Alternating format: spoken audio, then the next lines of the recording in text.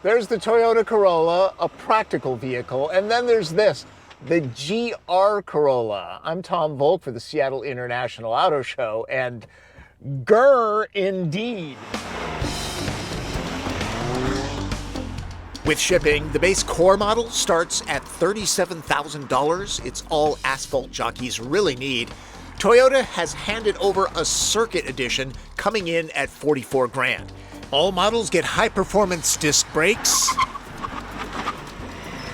They stop quite nicely, thank you very much. There's a vented aluminum hood, a forged carbon fiber composite roof, and upgraded cockpit materials such as ultra-suede seats, red stitching too.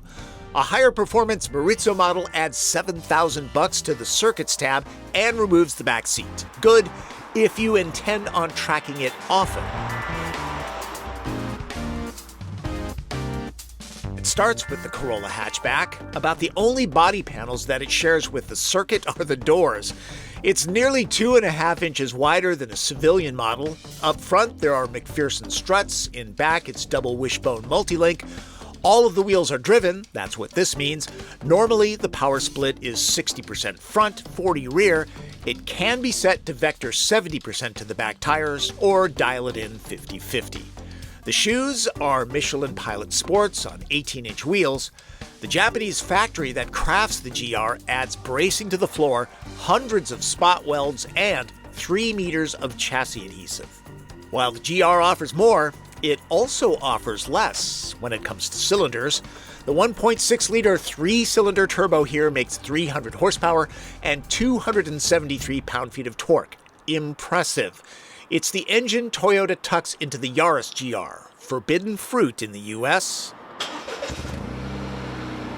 3 cylinders can be prone to vibration. A balance shaft and liquid-filled powertrain mount smooths out any shakes.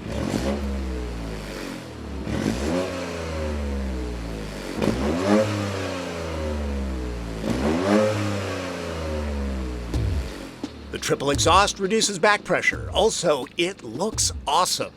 All GRs get a 6-speed anti-theft device. Can't drive a manual? It's not too late to learn, or shop elsewhere. Clutch heft and take-up is about perfect, not too heavy, not too light. There are drive modes that change the power split and the instrument cluster graphics. Track mode certainly gives better information when it comes to the rev range. A G meter too, so there's a good amount of information happening in nearly any setting. No head-up display of any kind. The dampers are fixed, no adjustments. GR Corolla isn't savagely fast. 0 to 60 happens in just under 5 seconds, but it is satisfying. Once you hit 3,000 RPM, this car really pulls if you can keep the engine in the power band. It really cooks. Between all-wheel drive and the torque curve, it's pretty tough to chirp the Michelins. Maybe if you turn off the traction control and dump the clutch. By the way, there's a hill holder feature for steep Seattle streets. The shift action is right up there with the best of them, like Miata and Cadillac V Blackwing. It's light, it's crisp, it's mechanical, and after a while you just kind of forget that it's there. It becomes a subconscious thing, which is about the best thing that you can say about a manual transmission. Rev matching is just a push button away.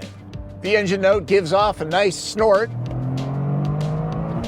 Doesn't sound like a 3-cylinder, and it's not obnoxious to everybody outside. GR Corolla is a grin factory. It has that elusive quality that the best driver's cars have. Pushing this 3,250-pound car to its lofty limits is unwise on public roads, since this Corolla is extremely capable, and you never know what might be behind that fun tight bend. That's what the track is for.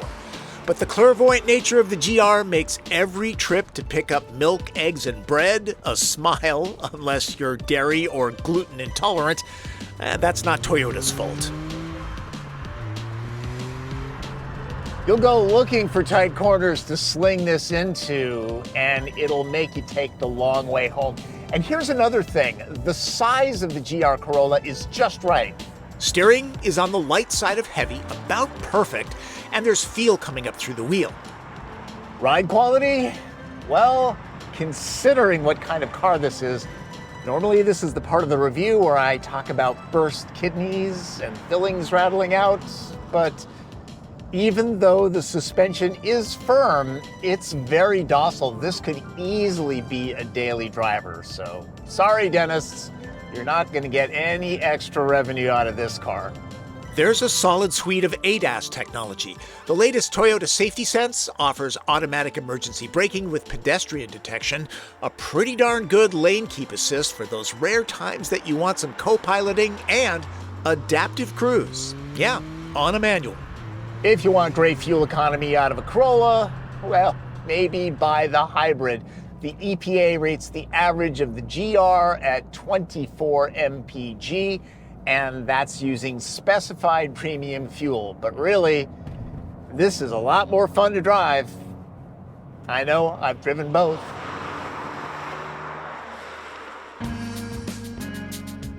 The cabin is a step up from regular grade Corollas. Still, let's call this business-like. The Circuit adds some crimson accents and upgrades the seat material, but it's not as if Toyota is trying to outdo Mercedes-AMG. It's keeping the GR affordable. No sunroof either, if that's a must. Step up to a Jag if you crave ambiance. Seats, while nicely bolstered, should handle even larger drivers. No memory settings or even power. But I don't see owners loaning this car out. The user interface looks blah, but runs the Toyota tech so you can just ask it to do things. Hey Toyota, I'm looking for a decent cup of coffee.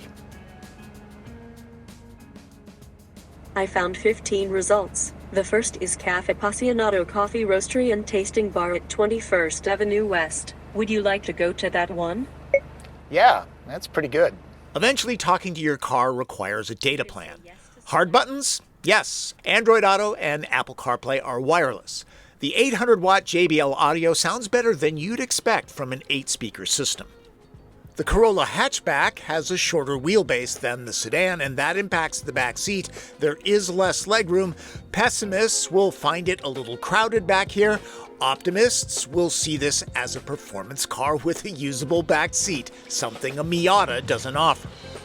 Cargo? Well, seems like there's a little less room than a standard Corolla hatchback since the battery is repositioned here for weight balance. With the seats up, that's nearly 18 cubic feet, or 3 or 4 carry-on suitcases. Drop the backs, and I'll guesstimate there's around 45 cubes. And the hatch opening is nice and wide, so it's easy to load up. Some people won't understand this car. I get it. High-performance Corolla is the very definition of an oxymoron, and I understand that a 3-cylinder engine will cause enthusiasts to ponder, but finagle a test drive, and chances are you'll be smitten before snicking into 4th gear. Check with your local Toyota dealer to see if they have one in stock. This is a high-performance machine that's in high demand. For the Seattle International Auto Show, I'm Tom Voelk.